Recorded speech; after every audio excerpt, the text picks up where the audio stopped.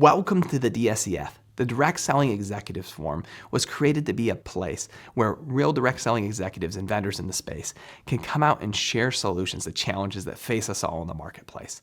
Our guest today is going to be unpacking a topic and sharing their raw thoughts for you to learn from. All right, let's go meet our guest. Ladies and gentlemen, welcome to the Direct Selling Executives Forum's next copy of the Open Forum. Today, we are going to be unpacking the best practices for marketing in 2024 from a previous FTC attorney, and we have a total treat here for you today. Before I bring out Omar to host our session as we continue the Women in Leadership series, I want to tell you a little bit about Ioana here as we connect today. Ioana Gorecki is Special Counsel in the Washington D.C. office of Kelley Drye Warren. She focuses her practice on advertising, marketing, financial services, and other consumer protection matters. With over 10 years at the FTC, Ioana's deep understanding of FTC rules, regulations, and investigatory process allows her to offer unique insights and practical risk-based advice on legal compliance obligations. Ioana is recognized by Legal 500 in the cyber law, data protection and privacy, and marketing advertising law, transactional and regulatory categories. Ioana, thank you so much for joining us here today. It's a total treat to be together. Thank you. Thank you for having me. It's great to be here. It was a total treat to meet with you at the Direct Selling Leadership and Compliance event in Austin. And just as I heard you speak on that panel, as we connected on stage, I knew we were continuing women leadership, I said, for this part of our topic, it would be a total treat to have you. So thank you for being up, for speaking on the session. With that, I'm going to go ahead and pass it to Omar. Omar will go ahead and kick off our session. The call is yours. Thank you, Ben. Welcome, Ioana. We are so grateful to have you today. The first question from the panel would be, you have served in the space for over 15 years, with the majority of your time at the FTC and the last 2 years with the legal firm, helping clients stay compliant with the FTC regulations. Before we jump in, what prompted you to invest your career in this space, and how did you get here today? Sure. A long road many years ago.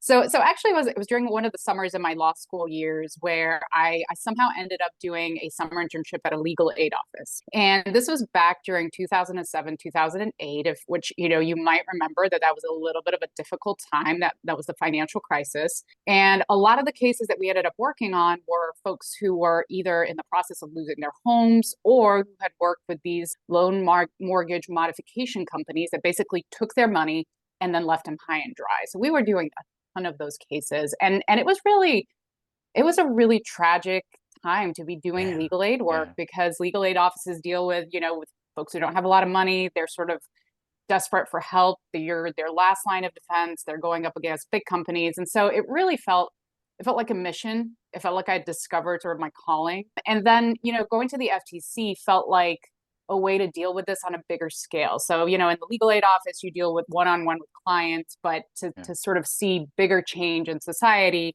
you want to do it at a grander scale. So that's what took me to the FTC. And so I spent 10 excellent years there, and I really had a wonderful experience and learned a lot.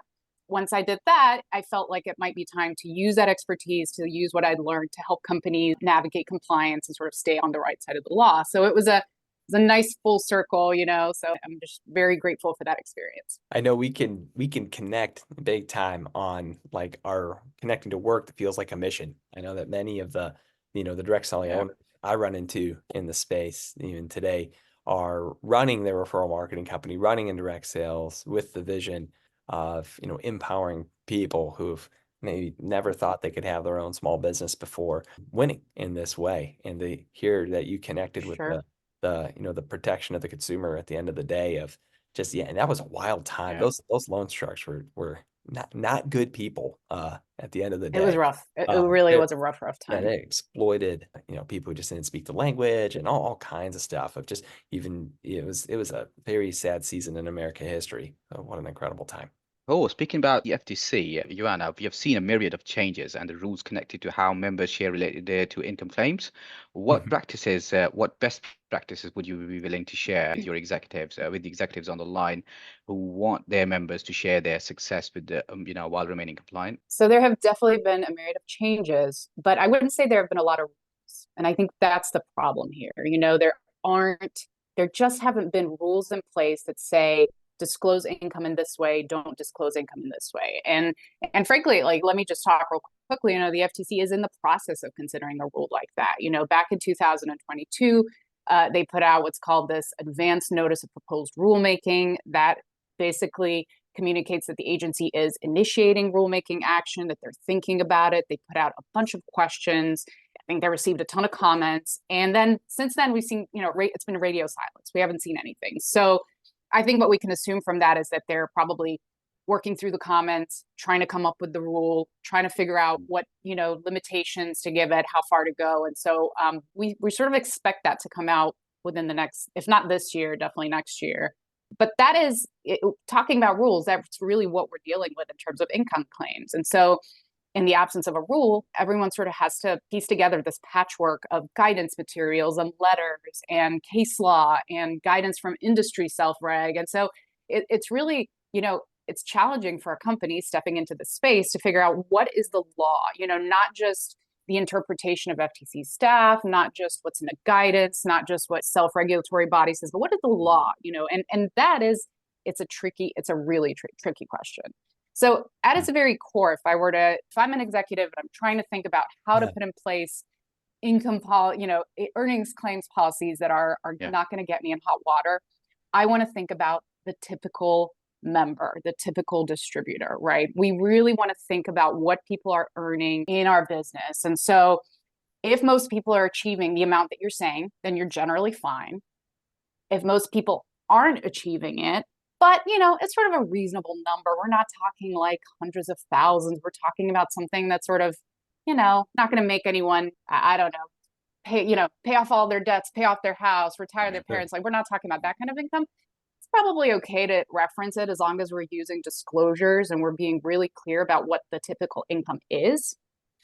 And then you've got income claims that really fall into this sort of extraordinary category where you're talking about the hundreds of thousands and you're talking about what I just mentioned before, you're retiring your parents, you're retiring your spouse, you're paying for college, and those are the types of claims that, and a lot of times for many businesses, it's the percent of a 1% that are making that.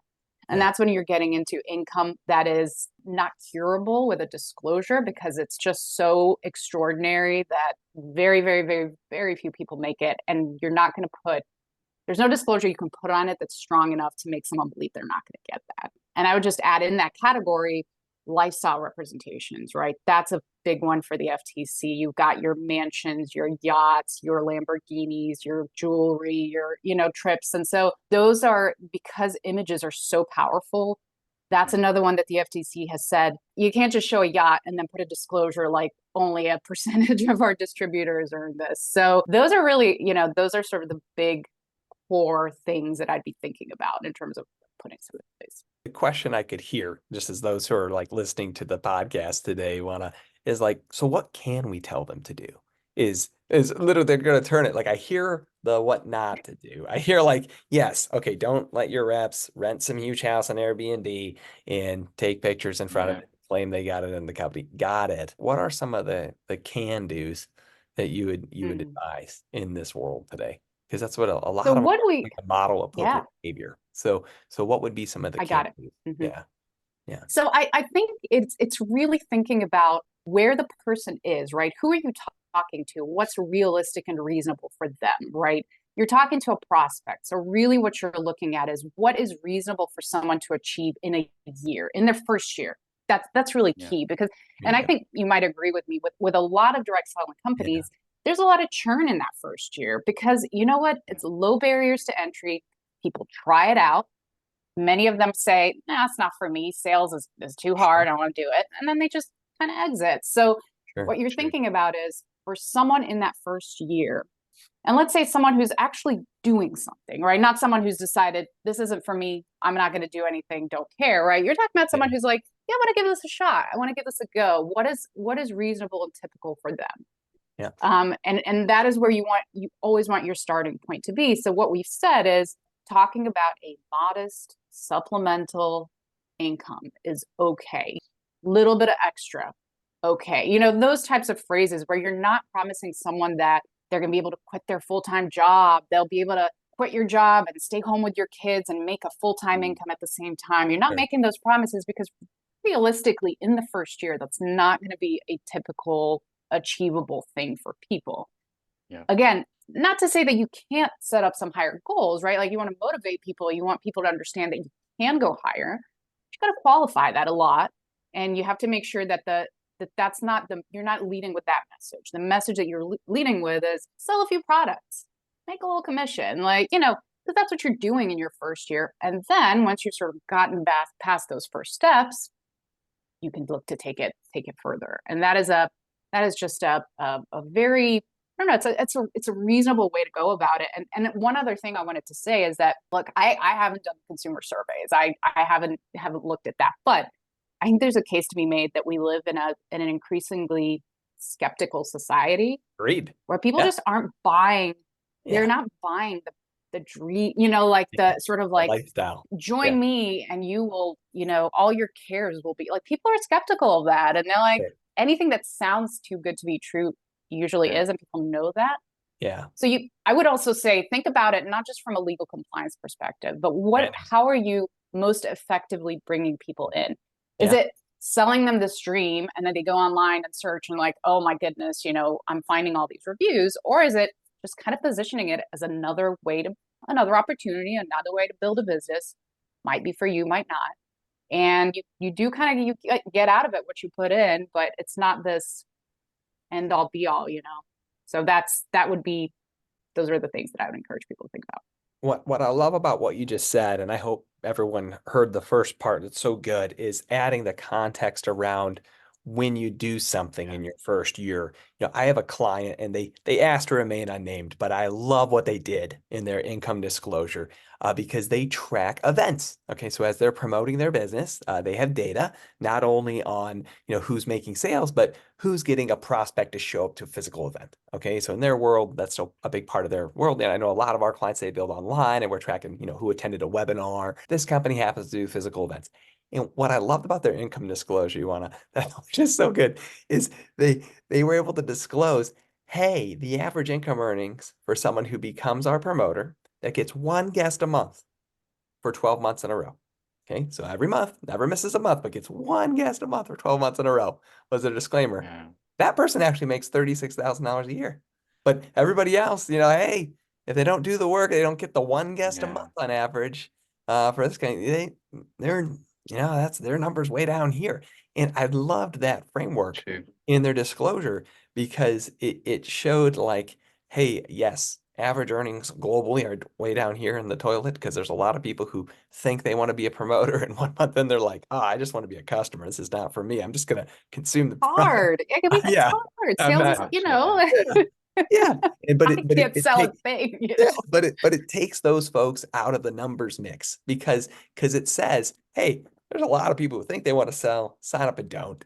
But for the ones that sign up and do the work, and just get even the ones who get one guest who are consistent, one guest a month for 12 months, look how they've done on average. And that I thought was so refreshing because they added a framework to it. And for those of you that are listening, just like you want to say, your typical first year experience is different than each client. And so be thinking about how you can use data to help paint that picture, whether your software provider can track webinar attendees or samples handed out. I know some of you who are at the last event Ioana and I were at, you track samples handed out. And it could be stuff like, hey, the average person who at least hands out 5 samples a month did this in income. And that explains something to the context of the number is, for folks that can't even hand out 5 samples a month, they're not going to do too well in our program. And that could just be very healthy and helpful as we're going there. So great. Agreed completely. Absolutely. Agreed. I love that. It's a good picture. Thank you, Ben. Thank you, Ioana. All right, next question from the panel is, from your work with clients over the last 2 years on the vendor side of the business, what pitfalls have you seen that you would like others to avoid? I think the one that I see most frequently is this idea that a personal story is not an income. And the idea is, it is my personal story. This happened to me. How could I possibly not be able to share my truth, right? My personal story. And the answer is, if it's not typical, you may be able to share it with a disclosure. You have to really put it in context, but your personal story within the context of promoting a business, promoting a, a sales opportunity is absolutely an income claim. And it might be your personal truth, and you might absolutely, everything you're saying might be 100% true. But if it conveys a message to someone else that they also can achieve that, and that is not typical, you're going to get yourself in hot water. And you have to be very measured, and there are different audiences, right? Like, are you talking to other distributors that have been in the business as long as you, and you guys are brainstorming and talking about your successes? Going to be viewed very differently from a first year who's just getting in the business and doesn't, is trying to figure out how to do it. And you're telling them like, well, with my mansion, I was able to do X, Y, and Z. I mean, that's just not going to be, that is not the typical first year experience. So I'd say, that's the first one I would say. Another one, go ahead. That's a really good note, gang, because it's a context. Once again, keep hearing how she goes back to context. Context matters. Yeah. It's so important. They're going to measure that these audiences aren't equal. That's what you're going to hear, right? It's very different. Absolutely. Talk to someone else who's done it before.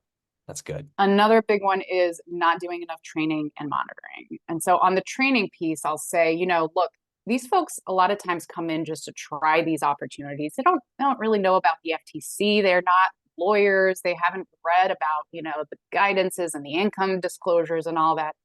Make it easy for them, give them something. Maybe when they sign up, you give them like a simple do's and don'ts. Do this, don't do this. Or have them, maybe it's periodic training, every year or so when you renew, you got to go through the simple, it doesn't have to be legalese. It doesn't have to be this like complicated, like read a contract and sign it, but just tell people, because I think most people want to be compliant. I mean, people aren't trying to go out there and break the law. They want to do right. They want to build their business in a compliant way, but they can't do that if you don't tell them what it is. So make it easy. Make a little video, make a fun TikTok video, where you're like, make it engaging and interesting.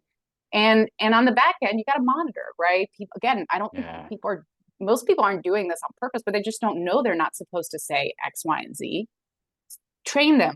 Catch it, tell them. And if they're really persisting, then you got to cut off the relationship. And I think separate apart from being compliant, if the FTC were to come a calling, these would be the types of things that you would present to say, look at all of our reasonable efforts we've engaged in, train, monitor, to do all this stuff. And you don't have to be perfect. The FTC itself has said, we're not looking for perfection here, but you got to be reasonable. And so it's a CYA for yourself too, to say like, here's all the stuff we're providing. And I've seen that role change so much in just the last 10 years on the vendor side of my role. Ioana, what you were just talking about is the idea that it's not just enough to say do's and don'ts, that now we're expected to show efforts of how we're modeling appropriate behavior to the members is so critical today.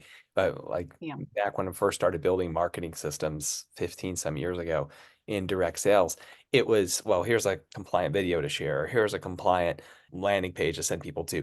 And today it's, here's the compliant text messages to tap and share. Here's the compliant social media content to share that gets people to the page. Yes. We're going another step back in the layer again and again. And it's what you just said, it shows the effort where if you have some player that acts out of line and the BBP sees it or anyone sees it, right, to what you're talking about, and they say, well, they just posted. If you could show, oh, well, that one's a weirdo. Like they didn't follow any of our stuff. Like they were out of compliance with us. That's not who we are. Look at how we model appropriate behavior. Not only do we do training, we have systems, software, and tools that model behavior. And then we check from the back and we caught it too. We were messaging that same person you saw because that's not who we are. And that goes a long way when you start. If not everyone here on this line attends a lot of the compliance seminars, so not everybody's favorite thing to go to. But for those of you that are really hear what you just shared, because you showing your process of here's how we do business every day and how we enforce every day. If this person was truly an outlier to your process that did whatever they shouldn't have done, the agency's they're not gonna have suggestions of what you could have done better without that human. Absolutely. And that's a healthy place to be from a lot of the work I've just been hearing about from I've seen you do. That's good. Yep. Agreed. That was a great Great insight, Ioana. My last question from the panel is, if you had just one thing you want the listeners to take away today from the session, what would that be?